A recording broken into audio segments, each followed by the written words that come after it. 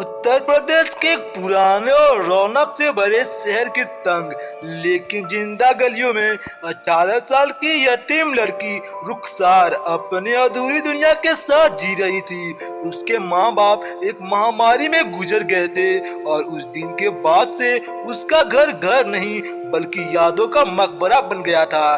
दीवारों पर लगी पुरानी तस्वीरें, टूटी हुई चारपाई, माँ की सिलाई मशीन और अब्बू की पुरानी टोपी, यही उसकी दौलत थी। लोग उसे देखकर अफसोस तो जताते थे मगर किसी ने उसके अकेलेपन का बोझ अपने कंधों पर लेने की हिम्मत नहीं की। रुखसार सुबह फज्र की अजान के साथ उठती, छोटे छोटे बच्चों को ट्यूशन पढ़ाती, दोपहर में लोगों के कपड़े सिलती और शाम को छत पर बैठकर आसमान को देखती रहती जैसे किसी चमत्कार का इंतजार हो। उसके दिल में पढ़ने का सपना था, कॉलेज जाने का सपना था, लेकिन हालातों ने उसके सपनों के पंख काट दिए थे।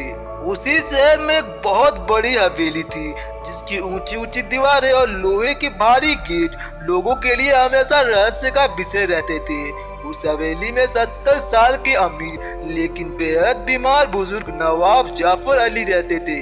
कभी वो शहर के सबसे ताकतवर और रसूखदार आदमी माने जाते थे मगर अब बीमारी ने उन्हें बिस्तर तक सीमित कर दिया था। उनके अपने बेटे बेटियां विदेशों में बस चुके थे और जो रिश्तेदार आसपास थे उनकी नजर सिर्फ उनकी जायदाद पर थी। एक दिन अचानक शहर में खबर फैली कि नवाब जाफर अली ने निकाह के लिए 18 साल की यतीम रुखसार का नाम भेजा है। यह खबर आग की तरफ फैल गई। चाय की दुकानों से लेकर मस्जिद के बाहर तक बस इसी चर्चा ने जगह ले ली। लोग हैरान थे, कोई कहता ये मजबूरी है, कोई कहता ये लालच है, कोई इसे समाज सच्चाई बता रहा था।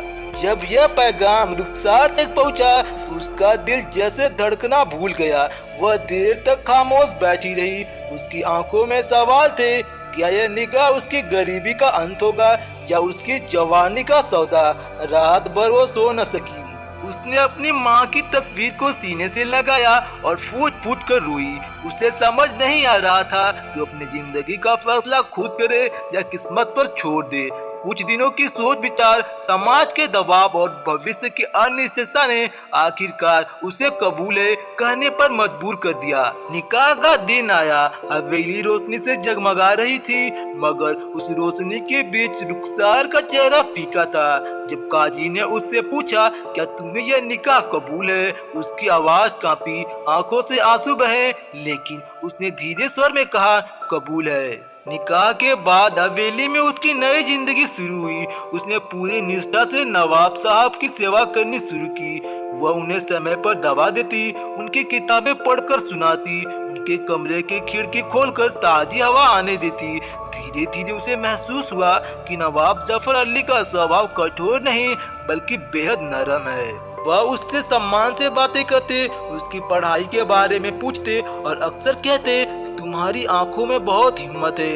इधर रिश्तेदारों की बेचैनी बढ़ती जा रही थी। उन्हें डर था कि कहीं ये लड़की नवाब की पूरी संपत्ति की बारिश न बन जाए। हवेली के गलियारों में कानाफूसी शुरू हो गई। कई बार रुखसार को ताने सुनने पड़े मगर उसने सब चुपचाप सहा। एक रात नवाब जाफर अली ने अपने वकील को बुलाया।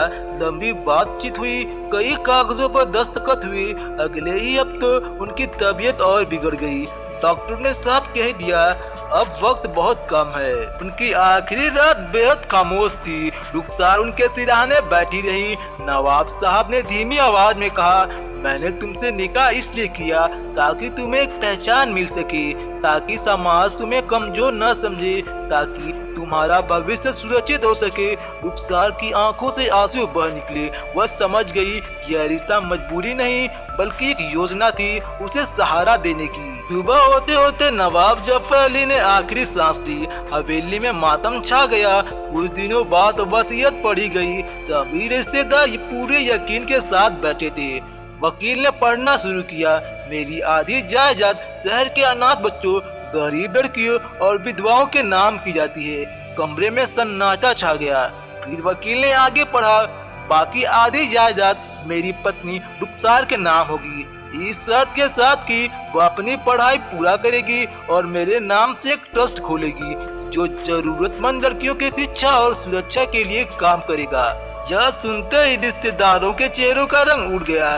शहर में खबर फैली तो लोग हैरान रह गए। जिस निकाह को उन्होंने सौदा समझा था वह दरअसल एक दूरदर्शी और नेक इरादे का हिस्सा था। कुछ सालों बाद उसी शहर में जफर एजुकेशन ट्रस्ट के नाम से एक बड़ा स्कूल खुला जहां गरीब लड़कियां मुफ्त में पढ़ने लगी। रुखसार अब एक कमजोर यतीम लड़की नहीं बल्कि सैकड़ों बच्चियों की उम्मीद बन चुकी थी। और उस दिन शहर ने सीखा हर रिश्ता वैसा नहीं होता जैसा दिखाई देता है, क्योंकि कभी कभी किस्मत का सबसे कठिन फैसला ही इंसान को सबसे बड़ी ताकत दे जाता है।